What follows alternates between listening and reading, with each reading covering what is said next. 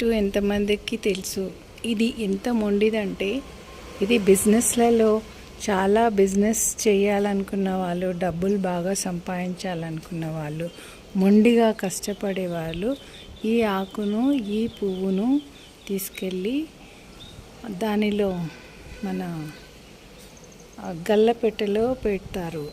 బాగా బిజినెస్ అవుతాయి. ఎందుకంటే ఇది మొండిగా గోడల నుంచి కానీ, రాళ్ళ నుంచి, రప్పల నుంచి ఎక్కడ పెట్టినా కూడా, ఒక మట్టి లేకపోయినా ఎక్కడి నుంచి అయినా కానీ అది ఆగకుండా పెరుగుతుంది అన్నమాట. దాని కాండం చూడండి కింద ఉంది, కానీ ఇది గోడల నుంచి వచ్చి అలా అలా పెరిగి ఇలా వస్తుందన్నమాట. అయితే దీనికి సంబంధించిన పువ్వులు అర్ధరాత్రి పూస్తాయి. ఇవి నాగుంబాములాగా, అంటే పాము పడగను పోలి ఉంటాయి ఈ ఫ్లవర్స్. చూడండి, శివలింగంకి పడగలాగా ఉంటుంది ఈ ఫ్లవర్స్. ఈ ఫ్లవర్స్ పూసినప్పుడు నిలబడి చూసి దండం పెట్టుకోవాలి.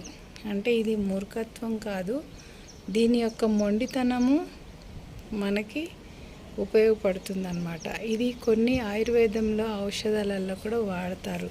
ఈ ఫ్లవర్స్ చాలా మంచివి. దీనికి తర్వాత కాయలు కాస్తాయి. చూడండి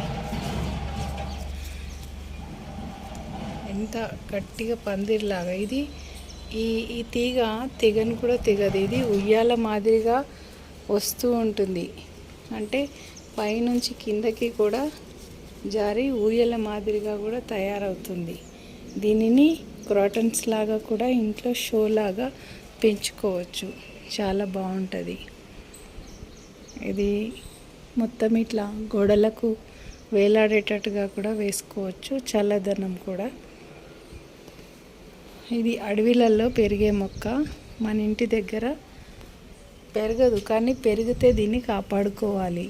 చూడండి ఉయ్యాలలాగా ఎలా పెరిగిందో. దీని మీద రాధాకృష్ణులు కూర్చొని ఊగుతున్నట్టుగా ఉంది చూడండి.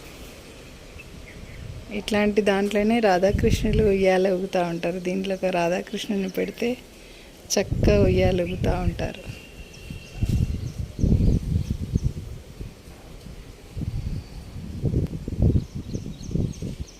ఫ్లవర్స్ చూడండి. శివలింగం ఆకారం పైన నాగుపాము పడగలాగా ఉంటుంది. చూడండి,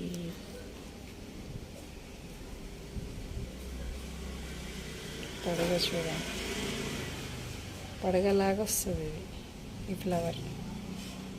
ఇవి తీసి చూసినట్లయితే లింగం ఉంటుంది ఇందులో, ఈ లోపల.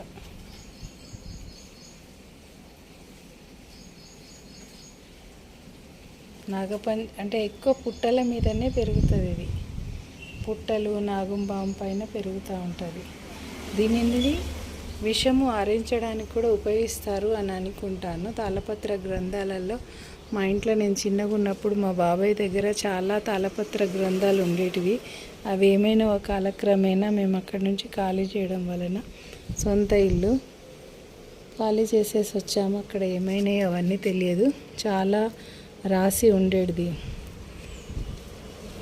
జైమిని భారతము, వైశంపాయనుడి భారతము, శల్యుడి భారతం కూడా ఉండే మా దగ్గర. కానీ సరే, చెట్ల గురించి చెప్పుకుంటున్నాం కదా, ఇవన్నీ అంటే మహాభారత్లో కూడా ప్రశస్తం. ఒక మంచి చూడండి, ఆకు కూడా పాము పడగను కలిగి ఉంటుంది. ఇది ఎక్కువ అడవులలో పుట్టల మీద పెరిగే చెట్టు. అందుకని దీనికి పూజ చేసి దీనిని బిజినెస్ గల్లపెట్టెలో పెట్టుకోవాలి.